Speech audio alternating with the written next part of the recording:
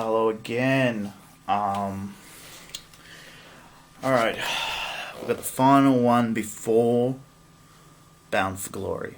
Our last chance to start setting stuff up.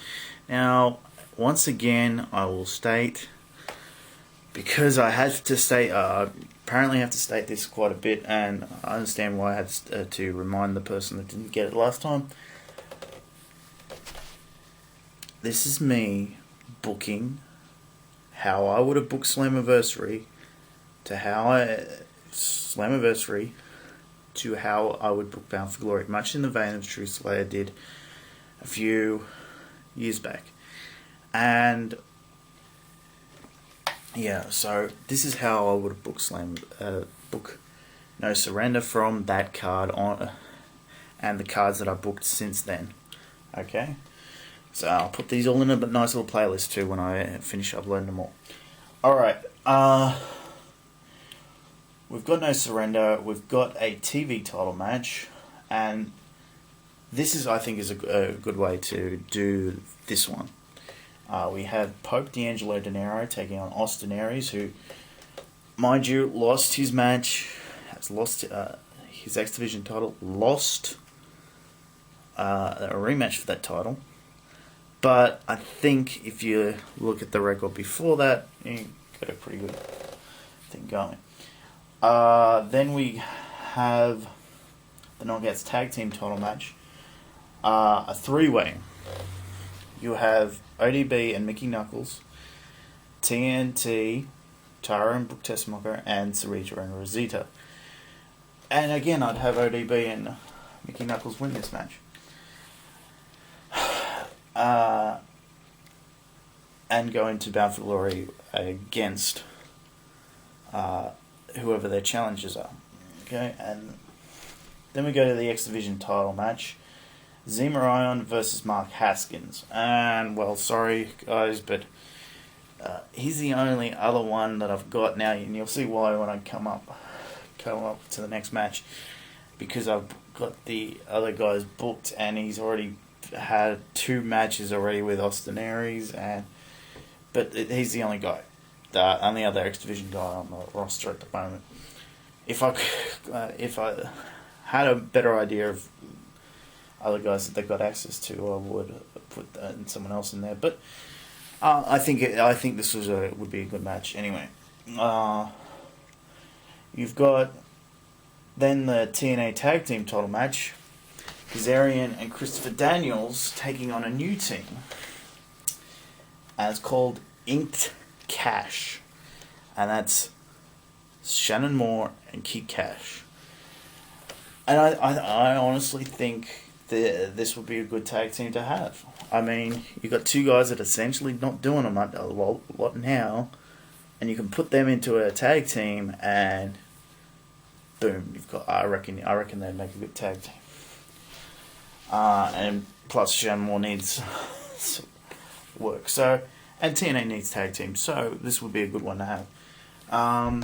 You got the Knockouts title match. Now this is essentially just a rivalry caught up to have a match at the pay-per-view for the Knockouts title. Mickie James versus Winter, and I'd have Mickie James win. But again, I reckon these 2 women would have a good match. Then we have another match. Now the way I'd get to this is Matt Morgan's been taken out recently, and I'd have him be away until not too long, about 2 weeks out from the pay-per-view, and have him show up and get a match against Bully Ray to get revenge for what happened earlier. And yeah, that would lead into this match, Matt Morgan versus Bully Ray. Then we have the 15-man Gauntlet. And this essentially encompasses a lot of other people. Now, how I'd do this would be interesting. I'd announce this the night after Hard Justice, and essentially have some sort of match where Bobby Roode is given the opportunity to be in the match, and he has to earn the right by defeating someone, let's say, just someone, okay? maybe who I've got in the main event, but again, he wins, and then he gets the next obstacle, which is he's got to enter in number 1, much to the similarity of the Royal Rumble, and which this match would be, but again, being TNA style, so once it gets down to the last 2 guys, that's when it's on. Some other participants would be Devon, again, that's just filler, Hernadez, Douglas Williams, Kurt Angle, Crimson, Gunner, Chris Sabin, Alex Shelly, AJ Styles, Magnus, Jeff Hardy, Rob Van Dam, Samoa Joe, and the returning Eric Young. Again, I would like to state that when I have Eric Young return, it's not the same Eric Young. It's a completely different Eric Young. Similar Eric Young to just before his World Elite days, I'd say. Serious. No more playing games, and have him again make a similar speech like, "I'm no longer playing the fool for you people." Have him turn heel when he comes back. Have him completely turn his back on ODB. Even do all that sort of thing. Because I'm sick of him playing the fool when I know that there is something coming in there. Oh, by the way, the stipulation for this 15-man gauntlet: the winner gets the main event shot at Bound for Glory, and the winner is Crimson. So Crimson again comes in at number 6, but so that's about halfway through. So I reckon he can eliminate some of the guys around him, and you can have some changes there. All right, the main event, world title match: James Storm versus Mr. Anderson. Again, this match would just be another filler world title match. Mr. Anderson's just the next guy on the list, and you have them have some sort of interaction. Maybe they don't agree on something there, but again, this was I reckon this was the hardest one to book, because you got the midway show here, and again, there's some good matches on here, but again, a lot of them are just filler before you get to Bound for Glory. So I've wrapped up the pretty much. I'll tell you what goes on here. That Knockouts Tag Team Title situation, that's all wrapped up.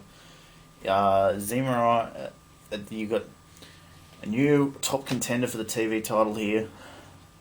You're starting to wrap up the Matt Morgan situation. You got Eric Young coming back in to the scene.